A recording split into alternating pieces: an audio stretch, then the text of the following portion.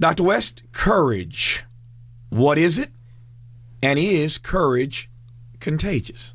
Courage is the great enabling virtue that allows one to realize other virtues like love and hope and faith.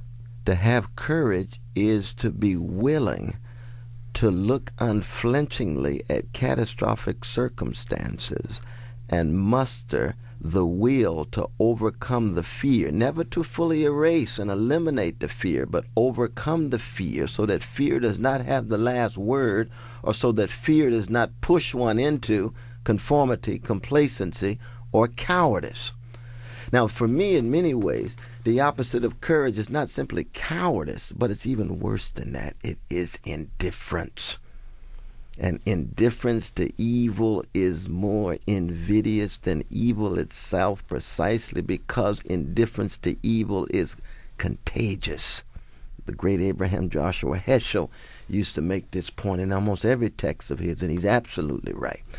So that courage for me is always a difficult thing to discern and find. There's always not enough courageous folk around. There's too many folk that want to fit in. There's too many folk that want to just go with the grain. There's too many folk who want to simply opt for the seductions and temptations to become drunk with the wine of the world and intoxicated with the felicities of bourgeois existence. Courage says, no, I'll think critically. I will love across the board, across race, across gender, across sexual orientation, across national boundary, and I will hope.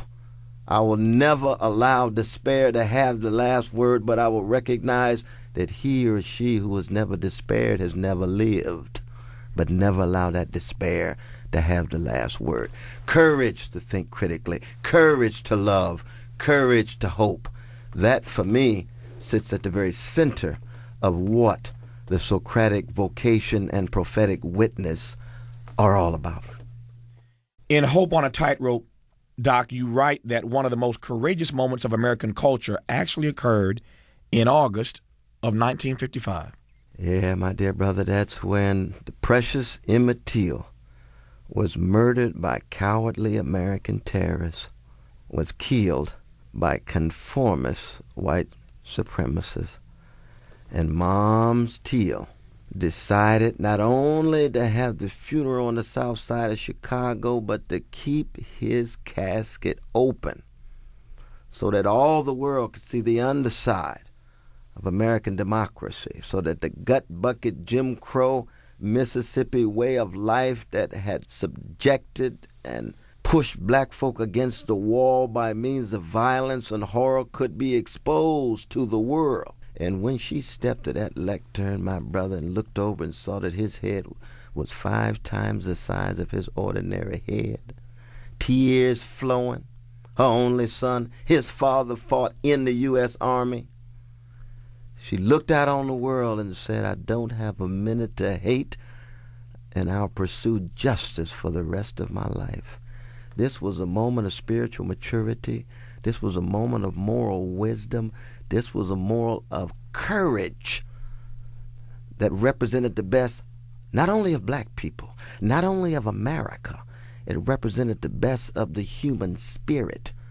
And it's precisely that courage to think critically, that courage to love, that courage to hope in the face of catastrophic circumstances like the death of her only precious son, that constitute a part of a larger tradition of black people that says we are terrorized, but we refuse to engage in counterterrorism. That we are dehumanized, but we refuse to dehumanize those who dehumanize us. We are being pushed to the gutter, but we refuse to stay in the moral gutter of the folk who are trying to keep us there. We take a higher ground. That's Martin King. That's John Coltrane. That's Ray Charles. That's Stevie Wonder. A whole host of witnesses that come out of the black context. And of course, we know that if, in fact, America responded to terrorism in the way black people responded to American terrorism, it might be a better world. Or to put it another way, if black people responded to American terrorism the way the Bush administration responded to 9/11, then there'd been civil strife, if not a civil war, every generation. In that sense, our white brothers and sisters, when they see Negroes, you ought to just give us a standing ovation. Thank you for Thurgood Marshall. Thank you for Duke Ellington. Thank you for Martin Luther King Jr. Thank you for Toni Morrison. How in the face of such terror can you produce such high quality people committed to love and justice? Thank you for James Baldwin. How in the face of so much hatred do you get that love oozing out of every text in the fire next time? That's why black people are the key, the moral and political key for the future of American democracy when we are at our best.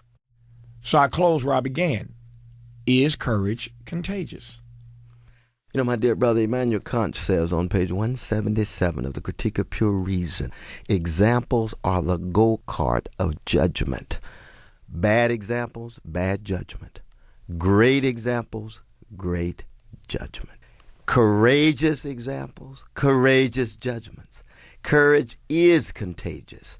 It has a way of oozing from one soul to another soul, one person to another person, if we are influenced by the examples of those persons who exemplify the courage to think critically, the courage to love, the courage to hope. That's precisely why the Nelson Mandelas and the Mahatma Gandhis and Martin Luther King Jr.'s and Fannie Lou Hamers and Phil Berrigans and Abraham Joshua Heschel's, as courageous examples, do in fact inspire all of us when we're at our best. Do in fact force us to examine our own cowardice, force us to examine our own conformity and complacency. So is courage contagious? Yes, when we have examples of persons who we are willing to take seriously, we are willing to be unsettled by, we are willing to be challenged by, and hence attempt to aspire to the level that they exemplify.